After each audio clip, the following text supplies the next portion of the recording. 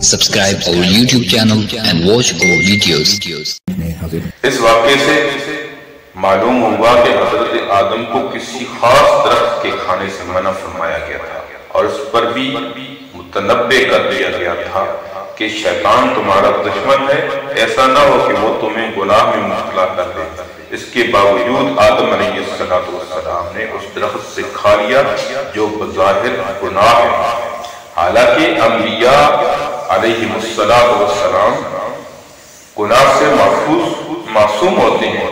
حقیقت یہ ہے کہ انبیاء کی عصمت تمام گناہوں سے عقلاً اور نقلاً ثابت ہے۔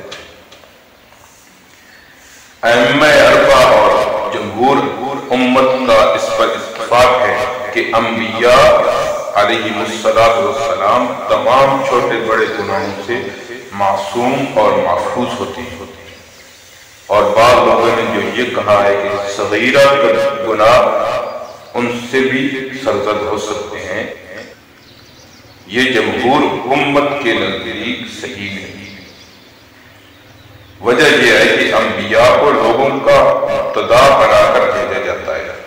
اگر ان سے بھی کوئی کام اللہ کی مرضی کے خلاف ہو جائے، چاہے صغیرہ گناہ صادر ہو جائے، تو انبیاء کے افعال و اقوال سے امن اٹھ جائے گا اور وہ قابل اعتماد نہیں رہیں گے۔ جب انبیاء ہی پر اعتماد اور اطمینان نہ رہے تو دین کا کہاں ٹھکانا ہے۔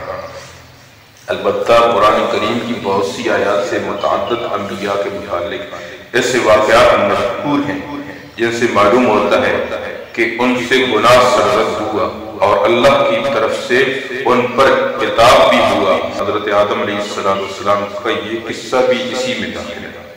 ایسے واقعات کا حاصل باتفاق امت یہ ہے کہ کسی غلط فہمی یا خطا اور نسیان کی وجہ سے اس کا صدور ہو جاتا ہے۔ کوئی پیغمبر جان بوجھ کر اللہ کے کسی حکم کے خلاف عمل نہیں کرتا، غلطی اجتہادی ہوتی ہے یا خطا و نسیان کے سبب قابل معافی ہوتی ہے، جس کو اصطلاح شرع میں گناہ نہیں کہا جا سکتا، اور یہ سہو اور نسیان کی غلطی ان سے ایسے کاموں میں نہیں ہو سکتی جن کا تعلق تبلیغ اور تعلیم اور تشریح سے ہو، بلکہ ان سے ذاتی افعال و اعمال میں ایسا سہو اور نسیان ہو سکتا ہے۔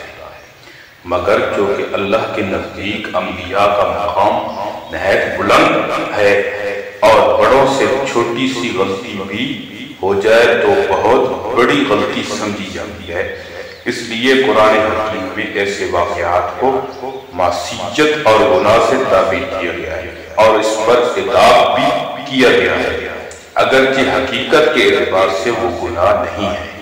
حضرت آدم علیہ السلام کے اس واقعے کے متعلق علماء مفسرین نے بہت سی توجیحات لکھی ہیں۔ ان میں سے چند یہ ہیں۔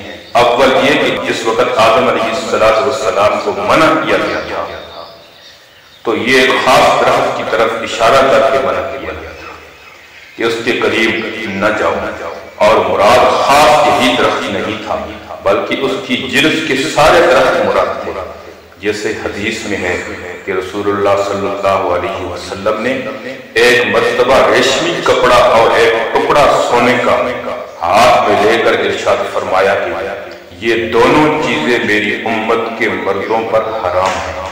ظاہر ہے کہ حرمت صرف اس کپڑے یا سونے کی مخصوص نہیں تھی جو آن صلی اللہ علیہ وسلم کی دست مبارک میں تھے، بلکہ تمام ریشمی کپڑے اور سونے کا یہی حکم ہے۔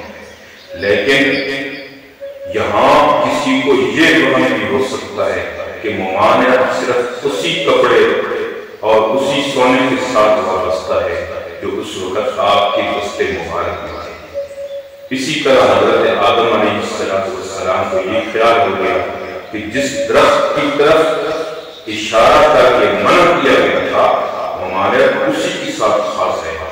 شیطان بھی یہی وسوسہ ان کے دل میں مزین اور مستحکم کر دیا اور قسمیں کھا کر یہ کہاوت آیا کہ میں تمہیں تمہارا خیر خواہ ہوں، تمہیں کسی ایسے کام کا مشورہ نہیں دے رہا کہ تمہارے لیے موجود یا مضر ہو۔